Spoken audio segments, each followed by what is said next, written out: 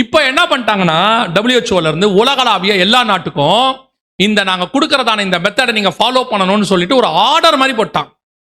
உங்களுக்கு தெரியும் நினைக்கிறேன், அந்த கொரோனா நேரத்தில் உங்களால ஒரு டோலோ 650 போய் வாங்க முடியாது கடையில். ரூல் போட்டாங்க, அப்படிதானே போட்டாங்க. டோலோ 650 வாங்க முடியாது, கம்பல்சரி அதுக்கு என்ன வேணும், பிரிஸ்கிரிப்ஷன் வேணும், பர்மிஷன் கொடுத்தா தான் வாங்கணும். இப்போ அதை விட ஸ்ட்ராங்காக போடுறாங்க, அதை விட ஸ்ட்ராங். நீங்கள் எதையும் போய் மருந்து வாங்க முடியாது, மருந்து மட்டுமல்ல கடையில் போய் கூட எதையும் வாங்க முடியாது. அத்தனை பேர் கையில இப்படி ஒரு சிப் இருக்குதான்னு பார்ப்பாங்க. இப்போ நீங்கள் போயிட்டு எல்லா இடத்துலையும் பெரும்பான்மையாக என்ன யூஸ் பண்ணுறீங்க, எல்லா இடத்துலையும் ஜிபே கொண்டு போயிட்டீங்க. 80 to 90% என்ன வந்துருச்சு, ஜிபே. நம்ம கேஷ் ஹேண்டில் பண்ணுறதே குறைஞ்சிருச்சு, 20% தான் இருக்கு. அதுக்கப்புறம் இன்னும் திடீர்னு ஒன்று சொல்லுவாங்க, கேஷ் எல்லாம் ஹேண்டில் பண்ணக்கூடாது, எல்லாரும் அவங்க கேஷை கொண்டு போய் உங்கள் அக்கௌண்ட்டில் போட்டுருங்க, 24 மணி நேரம் டைம், 48 மணி நேரம் டைம், ஒரு வாரம் டைம்னு சொல்லுவாங்க. நீங்கள் போடுவீங்களா மாட்டீங்களா?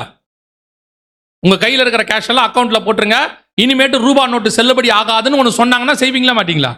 அதெல்லாம் செய்வீங்க. 1000 ரூபாய்க்கு 2000 ரூபாய்க்கு செய்யல, செஞ்சீங்களா இல்லையா? இதையும் செய்வோம், வேற வழி இல்லை. வேக்சின் சர்டிஃபிகேட் இருந்தால் தான் வெளியே வரணும், செஞ்சோமா இல்லையா? இதெல்லாம் 500 1000 ரூபாய் செல்லாது, செஞ்சோமா இல்லையா? அவங்க 8 மணிக்கு மேலே வெளியே வரக்கூடாது, செஞ்சோமா இல்லையா? அவங்க என்ன சொன்னாலும் நம்ம செய்கிறோங்கிற இடத்துக்கு நம்மளை கொண்டாந்துட்டாங்க. அதுக்கு அவங்க யூஸ் பண்ற மெயின் தீம் பயம். இல்லைன்னா உனக்கு எதுவும் கிடைக்காது, அதை விட ஒன்று யூஸ் பண்ண போறாங்க, அதான் இருக்கிறதுலே பயங்கரம். நீங்க வேற என்ன கூட சமாளிச்சிருவீங்க, உன் பிள்ளைக்கு ஸ்கூல் கிடைக்காதும்பாங்க. நீங்க அத்தனை பேரும் காலி. ஏன்னா நீங்கெல்லாம் சோறு கிடைக்குதோ இல்லையோ ஸ்கூல் கிடைக்காட்டி டென்ஷன் ஆயிருவீங்க இல்லையா? ஏன்னா உங்க அத்தனை பேருக்கும் உங்க பிள்ளைய நாளைக்கு கலெக்டர் ஆக்கணும், இன்ஜினியர் ஆக்கணும், டாக்டர் ஆக்கணும்னு பயங்கர கனவு இருக்குது. பிள்ளைக்கு ஸ்கூல் இல்லைன்னா எதிர்காலத்தில் பிள்ளை எங்க நிற்கும், நடுத்தெருவில் நிற்கும் அப்படிங்கிற முடிவுக்கு நீங்க வந்துட்டீங்க. அப்போ ஆட்டோமேட்டிக்கா உங்களுடைய அந்த பயத்தை அவன் என்ன பண்ண போறான், யூஸ் பண்ண போறான். யூஸ் பண்ணி உன் பிள்ளைக்கு படிப்பு வேணுமா, உன் பிள்ளைக்கு சிப்பு போடு. உனக்கு வேலை வேணுமா, இந்த சிப்பு. நாங்க ஒண்ணுமே சொல்லலையே, இதை எல்லாத்தையும் போய் டிஜிட்டலா மாத்திக்கோங்கன்னு சொல்றோம். இப்போ உங்க பணம் எப்படி 80% டிஜிட்டலா கார்டா மாறிச்சோ, போனா மாறிச்சோ, அதே மாதிரி எல்லாத்தையும் நாங்க என்ன மாத்திடுறோம். அத்தனையும் online, work from home, school online classes, அதே மாதிரி எல்லாமே ஆன்லைன் ஒர்க் ஃப்ரம் அப்படின்ட்டு நீங்க என்ன பண்ண போறீங்க, முடியாது நான் சொல்ல போறீங்க. வேற வழியும் இல்லை, ஆட்டோமேட்டிக்கா போடத்தான் போறாங்க. இது எல்லாமே ரெடியா இருக்கு. வெளிப்படுத்தல் 13, 16, 17க்கு உலகம் இப்பொழுது 100% ரெடியா இருக்கு. நான் சொல்றது இப்ப இல்ல, 2010 இருந்து. நான் கடைசி அந்த ப்ரூஃப் காட்டுறேன் பாருங்க. 2010 இருந்து இந்த பூமி ரெடியா இருக்கு, எல்லாருக்கும் போட தொடங்கியாச்சு. ஸோ வலது கைக்கும் நெத்திக்கும் முத்திரை என்னவாயிருச்சு, ரெடி ஆயிடுச்சு. அதுக்கப்புறம் அவங்க என்ன பண்ணுவாங்கன்னு கேட்டீங்கன்னா, இந்த மாதிரி இப்போ கோவிட்ல அதை பிராக்டிஸ் பண்ணியிருக்கிறாங்க. இங்க பாருங்க, எங்க போனாலும் இந்த மாதிரி உங்க வலது கையிலையோ நெத்தியிலையோ இந்த சிப்பை வச்சிருவாங்க. சிப்பை வச்சுட்டு நீங்க உள்ள நுழையணும்னா இப்போ எப்படி ஐடி கார்டு காட்டுறீங்க, கழுத்துல போட்டிருக்குல்ல, அந்த மாதிரி ஐடி கார்டு கையிலையோ நெத்திலையோ காட்டணும்.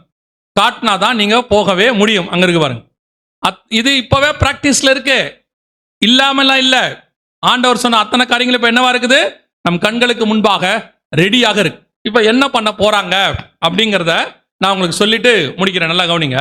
சில நேரங்களில் இதுல சில டிராபேக்ஸ் இப்ப நம்ம கிட்ட இருக்குது.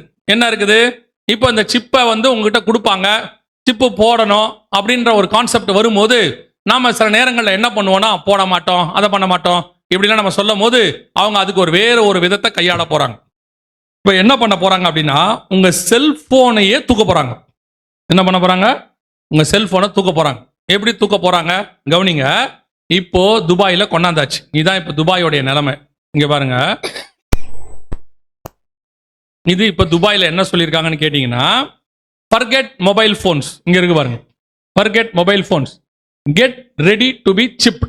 உங்களுக்கு சிப்பு போடுவதற்கு நீங்க என்னவா மாறுங்க, ரெடி ஆகுங்க. உங்களுக்கு என்ன பண்ண போறோம், சிப்பு போட போறோம் அப்படின்னு அவங்க சொல்றாங்க.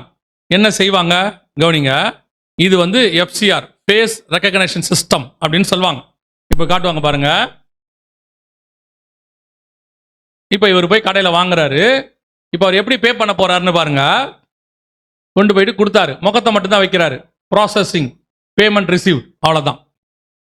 இப்போ அவர் பணத்தை கொடுக்கவே இல்லை, எதுவும் செய்யவே இல்லை. சில நேரங்களில் நம்ம ஒரு சில விஷயங்கள் நடக்கும்போது யோசிக்கிறோம்ல, ஏன் திடீர்னு இப்படி நடக்குதுன்னு. நான் எப்பவுமே நினைப்பேன், எந்த ஒரு விஷயத்துக்கு பின்னாடியும் தேவனுடைய திட்டம்னு ஒன்று இருக்கும். தேவனுடைய திட்டம்னு ஒன்று இருக்கும்.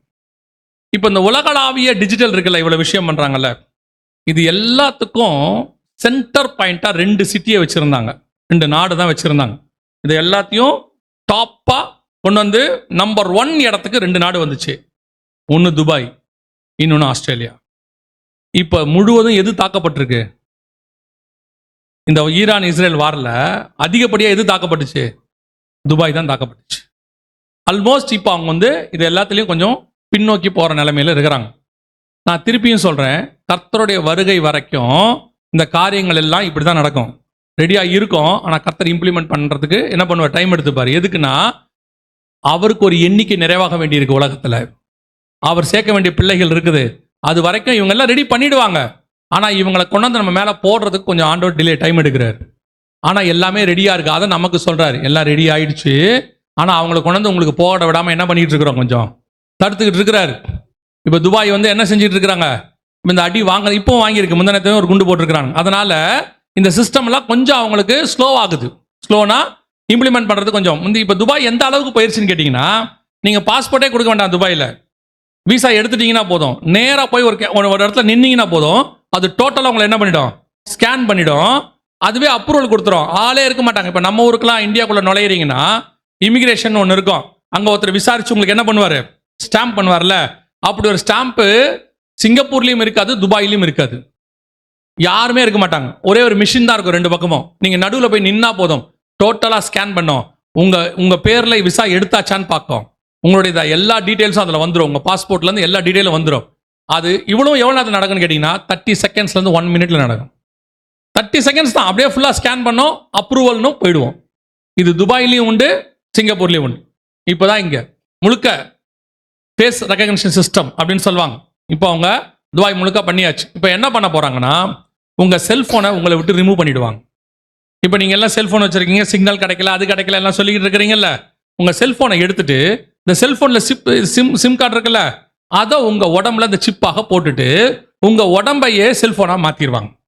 அதுக்கப்புறம் உங்களுக்கு கால் வரும், ஆனால் நீங்கள் ஃபோன் இல்லாமையே பேசுவீங்க. நீங்கள் புதுசாக இருக்குது, அப்படிலாம் நடக்குமான்னு கேட்குறீங்களா? கவனிங்க, இது பிபிசியில் வந்தது. இப்போ பாருங்க, இப்போ இந்த அம்மா வந்து அவங்க அம்மா கிட்ட சொல்கிறாங்க, நீ எனக்கு கொஞ்சம் கால் பண்ணுமா அப்படின்றாங்க. அவங்க அம்மா, எதுக்குமா, நீ தான் எதிரிலே இருக்கிறிய, நீ கால் பண்ணுமா எனக்காக அப்படின்னு சொல்கிறாங்க. நான் உங்களுக்கு ஒன்று காட்ட விரும்புகிறேன் அப்படின்னு சொன்னோன்னே அவங்க அம்மா என்ன பண்ணுறாங்க, எடுத்து பொண்ணு நம்பரை கூப்பிடுறாங்க. கூப்பிட்ட உடனே பார்த்தீங்கன்னா ஃபோன் வருது. இப்போ அந்த பொண்ணு ஃபோன் ஆன் பண்ணுது பாருங்க, அவ்வளோதான். அப்படின்ட்டு இப்படி பண்ணோடனே ஃபோன் ஆன் ஆயிடுச்சு. இப்போ அவங்க அம்மா கேட்குறாங்க, என்ன விஷயம்? ஆமாம், இதான் எனக்கு கேட்குது, ஃபோனில் கேட்குது பாரு, நான் பேசுறது உனக்கு ஃபோனில் கேட்குது பாரு அப்படின்றாங்க. இப்போ அந்த பொண்ணு ஏஞ்சி போய் பேசும் பாருங்க.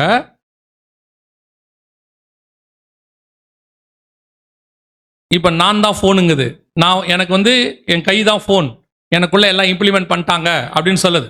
இப்போ அந்த பொண்ணு கையில் பேசுது. நல்லா கவனிங்க. இப்போ அவங்க அம்மா அங்கே ஃபோனில் பேசிட்டு இருக்கிறாங்க.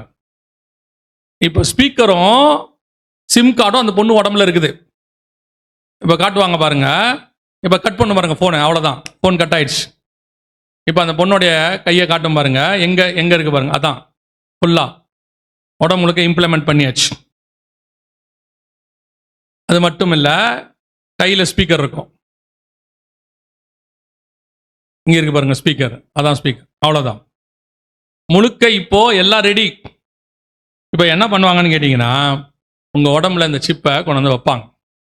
உடம்புல சிப்பை வச்சுட்டு உங்களை முழுக்க முழுக்க இன்டகிரேட்டட், அதாவது உங்களை முழுக்க முழுக்க ஒரு ஃபோன் மாதிரி மாற்றிடுவாங்க. இப்போ தான் நீங்கள் முழுக்க முழுக்க எதை தான் யூஸ் பண்ணுறீங்க உங்கள் லைஃப்பில்? ஃபோனை தான் யூஸ் பண்ணிக்கிட்டு இருக்கீங்க. எல்லாத்துக்கும் எதை யூஸ் பண்ணுறீங்க? ஃபோன் தான் யூஸ் பண்ணுறீங்க. எது எடுத்தாலும் ஃபோன் தான். நீங்கள் கால் பேசணுமா ஃபோன், ஃபோட்டோ எடுக்கணுமா, வீடியோ எடுக்கணுமா ஃபோன், இன்ஸ்டாகிராம், வாட்ஸ்அப், ஃபேஸ்புக் எல்லாமே எது தான் இருக்கு? ஃபோன். அதுக்கப்புறம் ஒர்க் ஃப்ரம் ஹோம் சிஸ்டம் வச்சுருக்கிறீங்க, ஆனால் ஃபோனில் கனெக்ட் பண்ணுறீங்க. அடுத்து பையனுக்கு ஸ்கூல், அவனுக்கு செல்ஃபோனில் தான், வீட்டில் என்ன சொல்கிறது, ஹோம் ஸ்கூல் எல்லாமே பண்ணுறீங்க. ஆன்லைன் ஆன்லைன் கிளாஸஸ் எல்லாமே அதுதான் வருது. ஸோ இந்த ஃபோனை அப்படியே உங்களை மாற்ற போகிறாங்க. இப்போ ரெடியாக இருக்கு. இப்போ துபாயில் சிப்பை உடம்புல வைக்க தொடங்கியாச்சு. உங்களுடையதான உடம்புக்குள்ளேயே ஃபோன் வைக்க தொடங்கியாச்சு. இப்போ ஒரு கடைக்கு போய் ஒரு பொருள் வாங்குறாரு பாருங்க, எப்படி வாங்குறாரு பாருங்க. இவர் என்ன பண்ணிட்டாருன்னா, இவருடைய கார்டை இவர் கையை வச்சு அதை சார்ஜ் பண்ணிட்டாரு. கார்டு இப்போ உடம்புக்குள்ள வந்துருச்சு. ஏன்னா அது கையில் சிம் கார்டு இருக்குது, அவருக்குள்ள அந்த சிப் இருக்குது. இப்போ போய் அவர் கடையில் எப்படி பே பண்ண போறாருன்னு பாருங்க. இது எல்லாமே இப்போ உள்ள டெக்னாலஜி. நான் சொல்றது 2023 26க்குள்ள. இப்போ அவர் போய் ஒரு பொருள் வாங்குறாரு. இங்க பாருங்க, கையோடு வச்ச உடனே போதும், பே பண்ணியாச்சு, அவ்வளோதான், வேலை முடிஞ்சு. கரெக்டாக பாருங்க, ஆண்டவர் சொன்ன வலது கையும் வாங்கவும் விற்கவும் கூடாதபடிக்கு செய்தது. ஆண்டவர் சொன்னபடியே 100% கர்த்தர் சொன்ன தீர்க்க தரிசனம் துல்லியமாய் நிறைவேறி விட்டது. இப்போ நம்ம என்ன பண்ண போறோம்? வெளிப்படுத்தல் 13:16 நீங்க வேணான்னு சொல்லவே முடியாது. இது உலகளாவிய, திருப்பியும் சொல்றேன், நேற்று ஒரு கவர்மெண்ட் பார்த்தோம்ல, யூரோப்பியன் கவர்மெண்ட், இப்படி ஒரு ரூல் போடுறாங்கன்னு வச்சுக்கோங்க. ஆனால் அதான் வரும், ரூல் போடுறாங்கன்னு வச்சுக்கோங்க. இப்போ உலகளாவிய ஒரே பண பரிவர்த்தனை, உலகளாவிய ஒரே பண பரிவர்த்தனை, எல்லா நாடும் ஒரே யூரோன்னு வச்சுக்கோங்க, எல்லாம் ஒரே பணம். அப்படி சேர்த்துட்டா காமன் மணிங்க, இந்த வேரியேஷனே கிடையாதுன்னு சொல்றாங்கன்னு வச்சுக்கோங்க. இப்போ இந்தியா பணம் டாலரோட கம்பேர் பண்ணா 95 ரூபா 100 ரூபா கிட்ட போகுது இப்ப, இல்லையா? இப்போ திடீர்னு யூரோ சொல்லுது, நமக்கு அந்த டிஃபரன்ஸ்லாம் வேணாம், 1 யூரோனா 1 ரூபி ஒரே காமன் அப்படின்னா ஒத்துப்போமா மாட்டோமா? நம்ம இமிடியேட்டா ஒத்துப்போம். ஆனால் அவன் ஒன்று சொல்லுவான், இனி ருபீஸ் கிடையாது, யூரோ. ஒத்துப்பீங்களா மாட்டீங்களா? பேரை தான் மாற்ற போறீங்க. ஆட்டோமேட்டிக்காக என்ன ஆகும்? உலகளாவிய ஒரே பணம். இப்போ ஐரோப்பாவில் இருக்கிற 28 நாடு அதை ஒத்துக்குச்சு, 29 நாடு இப்போ ஏற்றுக்கொள்ள ரெடி ஆயிடுச்சு. இப்போ எல்லாமே உலகளாவிய ஒரே கரன்சி, ஒரே கவர்மெண்ட், ஒரே பார்லிமெண்ட் எல்லாம் உருவாகுது.